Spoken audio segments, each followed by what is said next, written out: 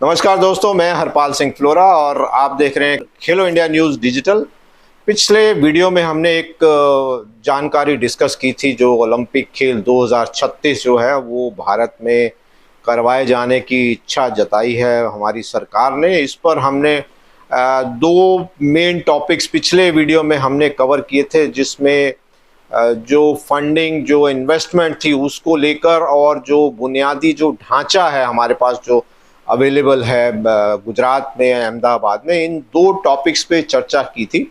इसी में हम अब आगे और चर्चा करेंगे। तो मेन अभी हम जो डिस्कशन करने जा रहे हैं वो प्रशासनिक चुनौतियां और भ्रष्टाचार का जो इतिहास है भारत में, वो एक अपने आप में एक बहुत बड़ी समस्या है। बड़े खेल आयोजनों के प्रबंधन में भ्रष्टाचार और कुप्रबंधन का भारत का अपना एक इतिहास रहा है, एक कड़वा सबक प्रदान करता है।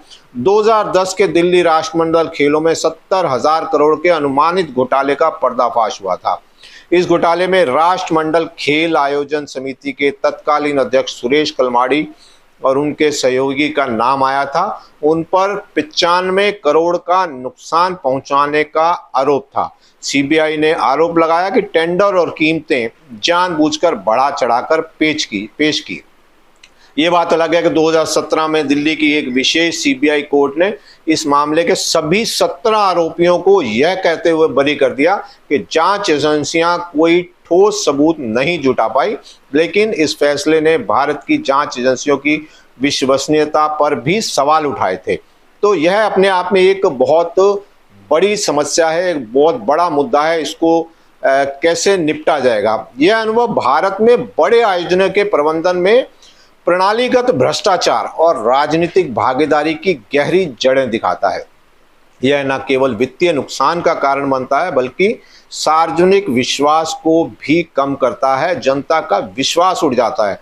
2010 का घोटाला एक चेतावनी के रूप में कार्य करता है कि ओलंपिक जैसे एक और भी बड़े आयोजन में भ्रष्टाचार का जोखिम और भी अधिक होगा, क्योंकि अपने आप में बहुत ही बड़ा इवेंट है और बहुत बड़ा अमाउंट, बहुत बड़ा पैसा जो है, करोड़ों रुपए का बहुत ही बड़ा अमाउंट जो है वो इसमें इन्वॉल्व होगा। तो खेल अधिकारियों और राजनेताओं की भागीदारी भारत में खेल प्रशासन के लिए एक आवर्ती समस्या है। ओलंपिक जैसे विशाल आयोजन को मंजूरी देने से पहले भारत को अपने खेल प्रशासन को साफ और मजबूत करना होगा, अन्यथा यह सिर्फ एक और महंगा घोटाला बनने का जोखिम उठाएगा, जिससे देश का धन और प्रतिष्ठा दोनों बर्बाद हो जाएंगे। ओलंपिक की मेजबानी की लागत केवल वित्तीय नहीं होती बल्कि इसका सामाजिक और पर्यावरण बोझ भी होता है। 2010 के राष्ट्रमंडल खेलों के दौरान व्यापक निर्माण कार्यों के कारण बड़े पैमाने पर गरीबों का विस्थापन हुआ, जिसमें उचित पुनर्वास नहीं दिया गया था। एक भारतीय शहरी योजनाकार गौतम बहान ने इसे आपातकाल के बाद से निष्कासन का सबसे बड़ा स्तर कहा था। भूमि अधिग्रहण के कारण अक्सर विरोध प्रदर्शन होते हैं, क्योंकि किसान और ग्रामीण अपनी आजीविका खो देते हैं, जिससे बेरोजगारी, भुखमरी और विस्थापन का खतरा बढ़ा रहता है।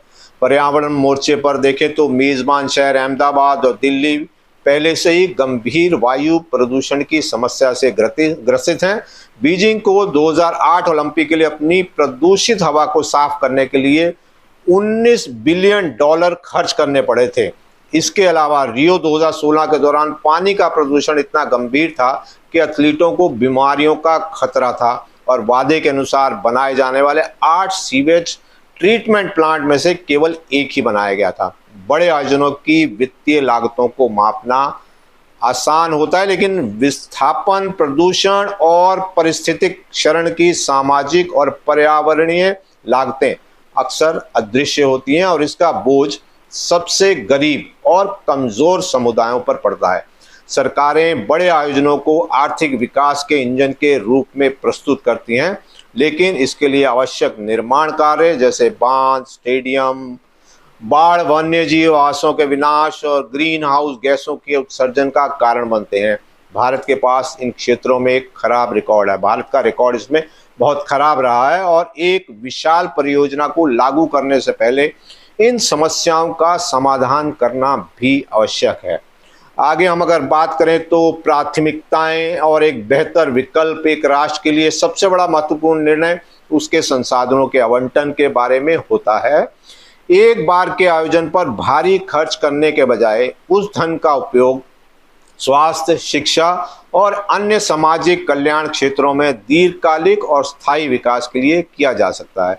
2036 ओलंपिक खेलों के लिए 64,000 करोड़ रुपए का अनुमानित खर्च भारत के लिए एक महत्वपूर्ण आर्थिक विलासिता है। इस राशि की तुलना देश के वर्तमान सार्वजनिक खर्च से करने पर यह स्पष्ट हो जाता है कि यह आर्थिक रूप से अस्थिर निर्णय है, निर्णय ठीक नहीं है। उदाहरण के लिए भारत का स्वास्थ्य पर सरकारी खर्च वित्त वर्ष 23-24 में सकल घरेलू उत्पाद जीडीपी का केवल 1.9% था।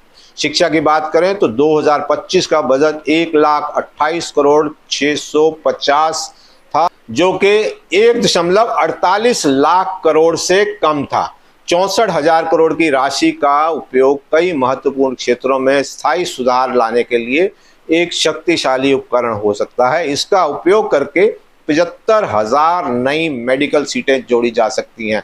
एक क्रांति आ जाएगी मेडिकल में। अगर हम देखें तो 5 आईआईटी में अतिरिक्त बुनियादी ढांचा विकसित किया जा सकता है, या सभी सरकारी स्कूलों और प्राथमिक स्वास्थ्य केंद्रों को ब्रॉडबैंड से कनेक्टिविटी दी जा सकती है। यह प्राथमिकता का एक स्पष्ट मामला है। एक अस्थायी प्रतिष्ठा आधारित आयोजन या नागरिकों को जीवन की गुणवत्ता में स्थायी सुधार हो सकता है। भारत को अपनी सीमित संसाधनों को उन क्षेत्रों में लगाना चाहिए जो सबसे अधिक प्रभाव डालेंगे, बजाय इसके कि वह एक अंतर्राष्ट्रीय खेल आयोजन के वित्तीय, सामाजिक और पर्यावरणीय जोखिमों को उठाए। अगर हम शिक्षा बजट की बात करें 2025 तो 1,28,650 करोड़ भारत का कुल शिक्षा बजट है। आप समझिए, कंपैरिजन कीजिए, 64,000 करोड़ कहाँ इस्तेमाल हो सकते हैं, उस दिशा में मैं ये जानकारी दे रहा हूँ। स्वास्थ्य पर सरकारी खर्च जीडीपी का 1.9% जो है वो राष्ट्रीय स्वास्थ्य खर्च का सरकारी हिस्सा है। यह तुलना स्पष्ट रूप से दर्शाती है कि ओलंपिक की मेजबानी एक आर्थिक विलासिता है जिसे भारत अभी वहन नहीं कर सकता। ये समय नहीं है भारत के लिए, खासकर जब उसके पास अन्य अधिक महत्वपूर्ण विकास आवश्यकताएं हैं। अब बात करें निष्कर्ष और अनुशंसाएं। भारत की 2036 ओलंपिक की मेजबानी की महत्वाकांक्षा एक जोखिम भरा और संभवतः हानिकारक कदम है। ऐतिहासिक रूप से ऐसे आयोजनों में मेजबान देशों को भारी वित्तीय बोझ, ऋण और अप्रयुक्त सफेद हाथी के साथ छोड़ दिया जाता है। भारत का अपना अनुभव विशेष रूप से 2010 के राष्ट्रमंडल खेलों में भ्रष्टाचार, विस्थापन और कुप्रबंधन का एक कड़वा सबक प्रदान करता है। इसके अलावा प्रदूषण और बुनियादी सुविधाओं की कमी जैसे आंतरिक चुनौतियां भारत को एक विशाल आयोजन की मेजबानी के लिए अनुपयुक्त बनाती हैं। अतः यह अनुशंसा की जाती है कि भारत अपनी मेजबानी की महत्वाकांक्षा पर पुनर्विचार करे। संसाधनों को एक भव्य आयोजन पर खर्च करने के बजाय उन्हें देश के अतिरिक्त विकास और खेल संस्कृति को जमीनी स्तर पर मजबूत करने पर केंद्रित किया जाना चाहिए। एक प्रभावी खेल रणनीति में जमीनी स्तर पर प्रशिक्षण, बुनियादी ढांचे का विकास और सभी के लिए खेल तक पहुंच, स्पोर्ट्स फॉर ऑल, सुनिश्चित करना चाहिए, जिसमें सामाजिक और आर्थिक असमानताओं को दूर करना और लड़कियों के लिए खेलों में भागीदारी को प्रोत्साहित करना भी शामिल है। ऐसा करने से भारत न केवल एक मजबूत खेल राष्ट्र बन सकता है, बल्कि आर्थिक और सामाजिक रूप से भी प्रगति कर सकता है, जिससे 2036 तक एक मजबूत, स्वस्थ और अधिक प्रतिस्पर्धा समाज का निर्माण हो सकता है।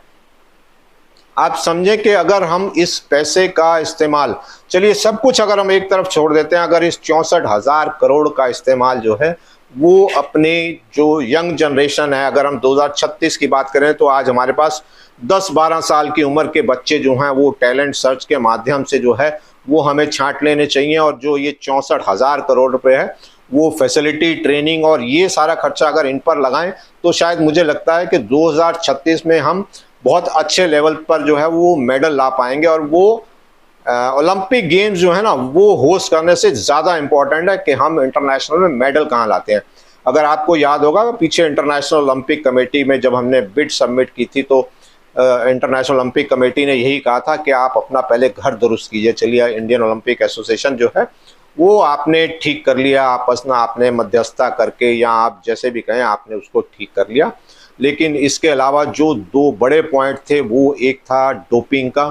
डोपिंग को लेकर हमें बहुत मेहनत करने की ज़रूरत है, प्रयास करना चाहिए उस पर। और दूसरा था कि हमारे खिलाड़ी, जो मैंने अभी डिस्कशन किया कि हमारे खिलाड़ी जो हैं वो उस स्तर तक नहीं है, क्योंकि जितने भी होस्ट देश हैं वो उनके खिलाड़ी जो हैं वो टॉप 5 वाली गिनती की अगर मैं बात करूं तो उस लेवल के खिलाड़ी होते हैं। और हमारे पास जो हैं हम कहाँ 67 और 70 नंबर पे हम जाके खड़े होते हैं, और हम उम्मीद कर रहे हैं कि अगले 10-11 साल में जो है हम टॉप 5 में पहुंच जाए। क्या संभव है?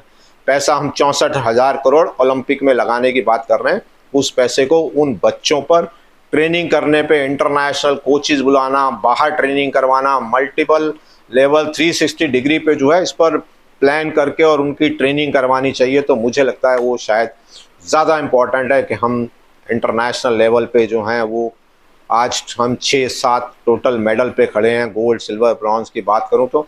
और अगर हम इतना पैसा लगा के और सीरियसली जो हैं हमारे जो कोचेज़ हैं जो बच्चों को ट्रेन कर रहे हैं उनको फैसिलिटी प्रदान करें, इंफ्रास्ट्रक्चर उनको हम प्रदान करें, कोचेज़ को उस लेवल पे लेके आएँ। कहीं ट्रेनिंग की ज़रूरत है तो प्लेयर्स, कोचेज़ सभी की ट्रेनिंग करवाई जा सकती है। तो उस लेवल पर काम करें तो हम अगर 50, 60, 70 अगर मेडल लेके अगर टॉप 5, टॉप 10 में अगर आ जाते हैं, वो मुझे लगता है कि ज़्यादा बड़ी बात होगी। बाकी आप लोगों की क्या इस पर विचार, क्या राय है, वो कमेंट बॉक्स में लिखना नहीं भूलिएगा।